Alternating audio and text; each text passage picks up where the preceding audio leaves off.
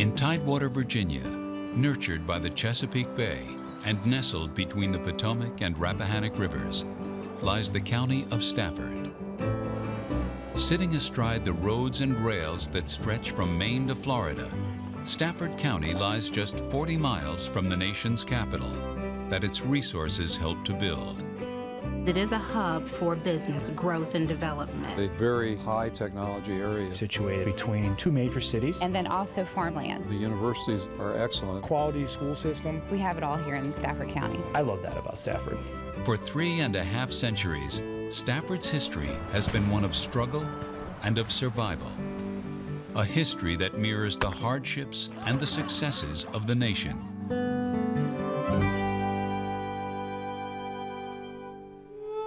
Long before there was a county called Stafford, the Native American tribe known as the Potomac roamed this land, settling along its rivers and coastal areas.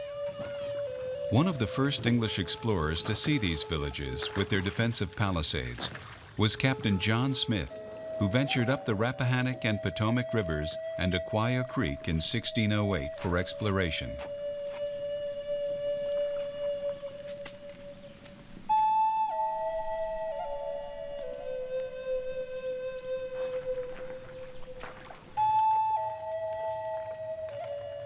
We believe you are a people come from under the world to take our world away from us. It was here a little later, at the tip of what is now called Indian Point, that the beautiful young Indian princess Pocahontas was taken prisoner by a British sea captain. A messenger forthwith was sent to her father, that his daughter Pocahontas he loved so dearly, he must ransom. Ralph Hamer. By 1664, English settlements were spreading, and the boundaries of the newly created county of Stafford were officially established. The first permanent English settlers in Stafford had been the Brents, a family who built a plantation called Peace. Colonel Giles Brent, a Catholic who had fled from England, made the Indian princess Kitimakund his wife. Such a marriage made relations with their Indian neighbors indeed peaceful, for a time. A nephew and land speculator, George Brent, also helped to lay the foundation for new ideas of liberty. Being Catholic, he petitioned for and received from King James II a grant of religious freedom on his lands. Freedom to choose one's own religion was such a radical idea in a colony controlled by the Church of England that a crucifix sitting beside Route 1 in today's Stafford County memorializes it. Here lie the seeds of America's tradition of freedom of religion, an ideal that would become a core part of our Constitution and Bill of Rights. As in other parts of the continent, the English were beginning to carve up the land and turn its forests into settlements. The Potomac were offering them support, introducing crops and techniques new to the settlers, teaching them how to cultivate corn, beans, tobacco, and other crops, and sharing their age-old fishing techniques. Many of the Potomac became servants in the English households, eventually intermarrying with the settlers. While the Potomac were a peaceful people, relations between the Indians and settlers were not always harmonious. They even became violent when the English, feeling threatened, burned some Indian villages and killed their people. The militia did not harm those living in English homes.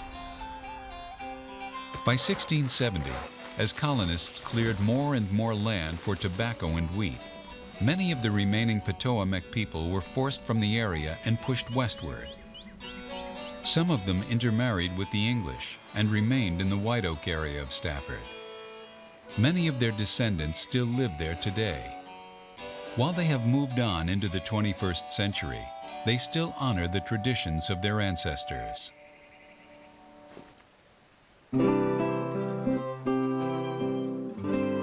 It did not take the English settlers long to understand the commercial value of the area's resources. There is an herb called upperwalk. Its leaves are dried, made into powder, and then smoked, opening all the pores and passages of the body. By this means, the natives keep in excellent health. Thomas Harriot.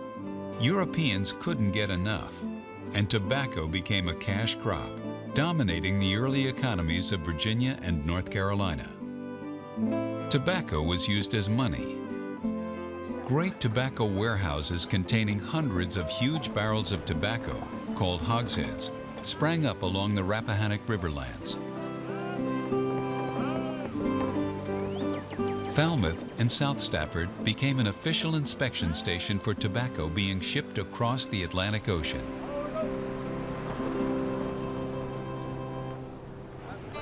The once tiny crossroads became a bustling center for the tobacco trade in the area. Traders and farmers prospered.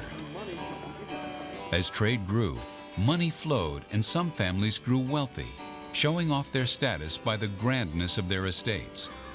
Communities displayed wealth through buildings like the exquisite Georgian structure of Aquia Church, completed in 1758. The cost of construction? 153,920 pounds of tobacco. The wealth that flowed from the tobacco trade by no means washed over all of those who lived and worked in Stafford County. Many citizens toiled away on small, hardscrabble farms.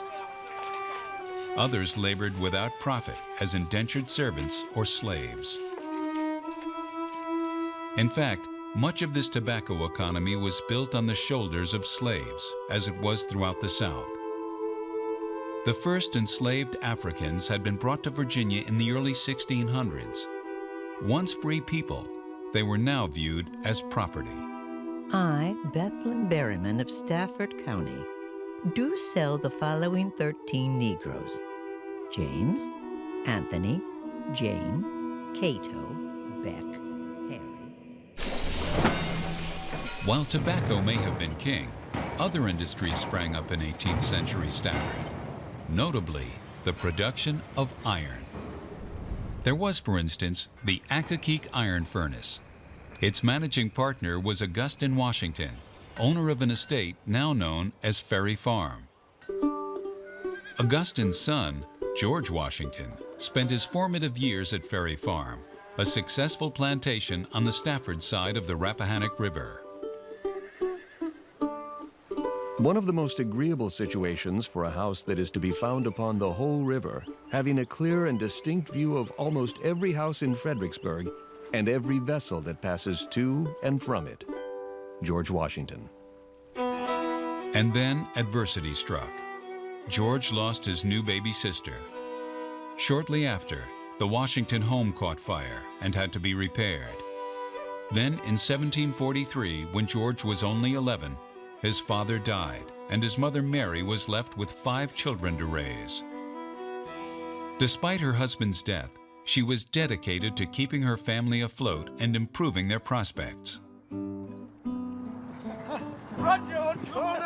Augustine's death eliminated plans for a formal education of the Washington children, but Mary did her utmost to continue George's education, including the social graces and skills expected of a gentleman. His knack for mathematics allowed him to earn an income as a surveyor until he was old enough to become a planter. George Washington overcame his early adversity to reach success as a surveyor, a military leader, and the new country's first president. And it was here, along the banks of the Rappahannock in Stafford County, that this extraordinary and essential figure in our nation's history grew to manhood. As the revolution that Washington helped to lead grew in strength, others from Stafford helped to shape the newly emerging nation. John Francis Mercer and George Mason IV were educated here at Marlborough Plantation, which housed the second largest library in Virginia. Mason would come to author the Virginia Declaration of Rights, which was the basis of America's Bill of Rights. All men are by nature equally free and independent and have certain inherent rights, namely, the enjoyment of life and liberty. George Mason.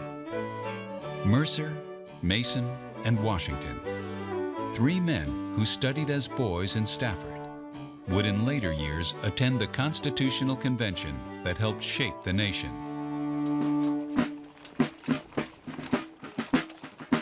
With the American Revolution brewing, colonial troops needed weapons, munitions, supplies.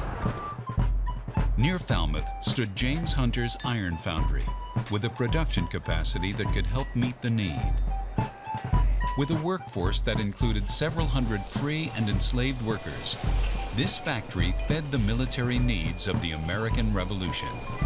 From Mr. Hunter's ironworks, every camp kettle has been supplied for the Continental and all other troops employed in the state, besides the number of new muskets and bayonets made there.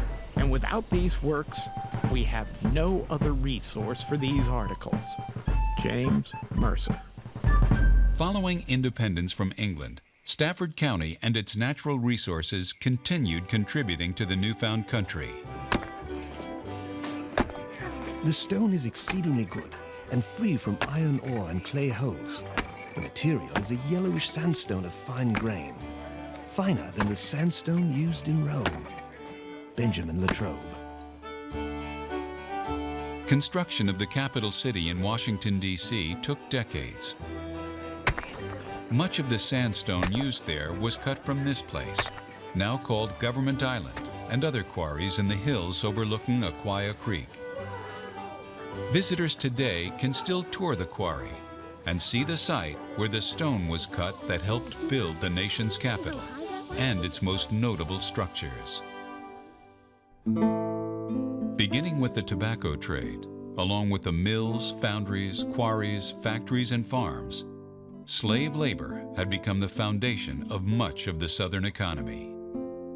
Not all citizens of Stafford County accepted this slave culture. Moncure Conway, who grew up here in Falmouth, was a notable exception. Studying for the ministry in New England, he developed strong anti-slavery feelings. When his family's slaves fled to freedom during the Civil War, Conway helped escort them through the slave state of Maryland to safety in Ohio. As long as one man is a slave in this land, we are all slaves. Moncure Conway. Another Stafford-born man and rebel against slavery was Anthony Burns. Born a slave, Burns escaped at the age of 19 and made his way to Boston, Massachusetts in 1853. Discovered there and arrested, he was brought to trial in Boston under the Fugitive Slave Act, which recognized slaves as personal property. Despite the support of a crowd of 50,000, Burns was convicted and returned to slavery in Virginia. He was later freed, went to college, and became a minister. The suffering of slaves here, as throughout the South, continued until the coming of Civil War. The Civil War tore apart the country and Stafford County as well. Stafford men would serve and fall in battlefields throughout the South and North, and troops from other states would fight and struggle here. Chatham and many other Stafford buildings were turned into hospitals and surgeries. Civilians like Clara Barton and poet Walt Whitman labored to comfort or save as many as they could. Soldiers suffered from the muddy and wintry weather, as well as from the wounds of war.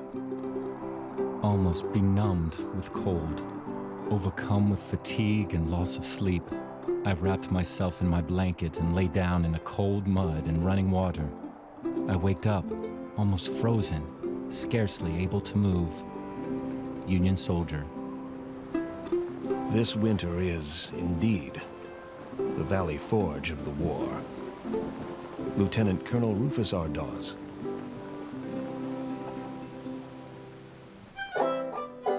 First, the Confederates had occupied Stafford, and now the Union Army camped and built warehouses, shipping docks, and supply depots throughout the area, absorbing local resources for its military needs. This vast army, pushing out and out and out through field and forest, swept over the country. Union soldier. Before and after the bloody battles on the fields of Fredericksburg, President Lincoln made 6 separate visits to Stafford for a total of 14 days. Even in the midst of huge grand reviews of troops, many a soldier felt a close connection with the president and noted the impact of the war on his face. Thank you for your hard work. Thank you. Thank you. The Union Army occupation meant freedom for thousands of slaves. Even before the Emancipation Proclamation, escaped slaves had begun crossing the Rappahannock to find their freedom behind Union lines. It would astonish you if you should see the number of Negroes running around ours and all the other camps in this vicinity. They come across the river in boats to get away from their masters. Union soldier. My heart gave a great leap for joy. I was soon once more in the Union lines.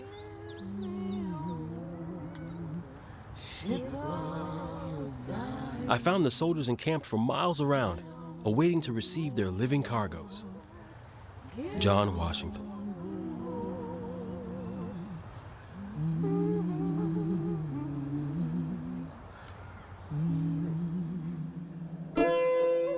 With occupation by 2 armies, the Civil War had laid waste to Stafford County. Physically, economically, socially, the war left a mark on Stafford like much of the South that would take decades to repair. The village itself was a ruin. Its church used as a barracks for troops. Its stores and factories closed. Union soldier. Slowly, from the start of the 20th century, life in Stafford began to improve. Artistry and scientific experimentation emerged. Even before the Wright brothers, Samuel Pierpont Langley attempted flights from Stafford shores. And cultural enrichments began to change the character of the county. The voices of Stafford County spoke in pictures as well as words. Nothing matters in this world to the painter but a good picture. And it must be a mighty good one to compete with those already done. Gary Melchers. In 1916, artist Gary Melchers, acclaimed both in European and New York art circles, purchased Belmont. In addition to his commissioned work, he painted the people and the places he saw around him in Falmouth, preserving a visual record of the village as it was in 1916 through 1930. At this same time, Stafford-born artist Palmer Hayden, a veteran of the famed Buffalo Soldiers Army Unit, was joining what came to be known as the Harlem Renaissance in the 1920s and 30s. His focus was painting the ordinary experience and important contributions of blacks in America with his primitive but expressive style. At times, that style would return to embrace the people, places, and culture of Stafford County.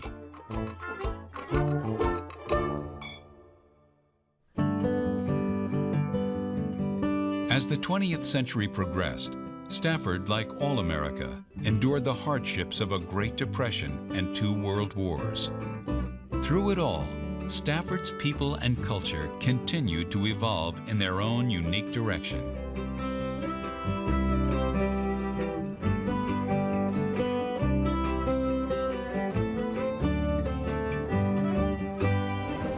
At Quantico, the Marines demonstrate the latest vehicle for amphibious warfare. They're off and away in less than a minute. At the same time, the county lost 1/5 of its northern territory for the new Marine Corps base at Quantico. To make room for the base, the federal government acquired land, displaced families, and moved whole communities, all with just 21 days' notice. People didn't have time to get out. They got a very low price on land. It left people with nowhere to go. French homes. But America was at war, and many in Stafford answered the call of duty. I went through the last war, and if they need my farm to get through this war, then they can have it. William Weeden Clough. Today, Stafford County has a strong record of supporting defense-related business and industry.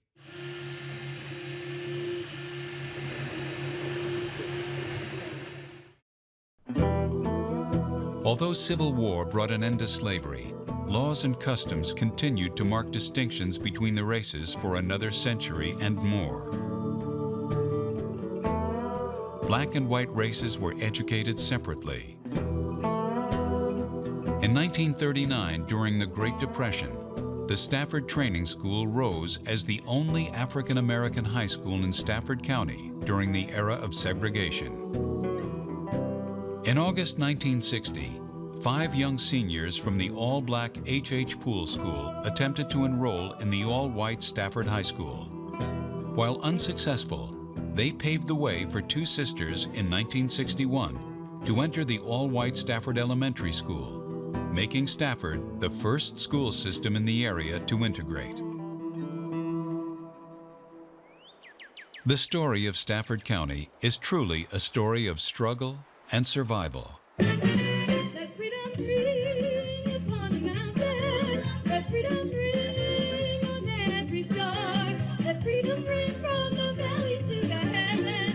Stafford's people can look back on 350 years of turbulence, change, and success, and see that their lives have been shaped in many ways by those who came before. Today's Stafford is rooted in America's earliest ideas of freedom, education, individual rights, relationship of state and nation. These ideas take modern form in Stafford's own institutions of learning, business, healthcare, cultural life, family relationships. Inspired by these ideas, Stafford is now home to thousands of quality businesses and some of Virginia's finest schools, an enviable and integral part of the National Capital Region. Through 350 years, events in Stafford County have influenced the direction our country grew and reflected the evolution of America itself.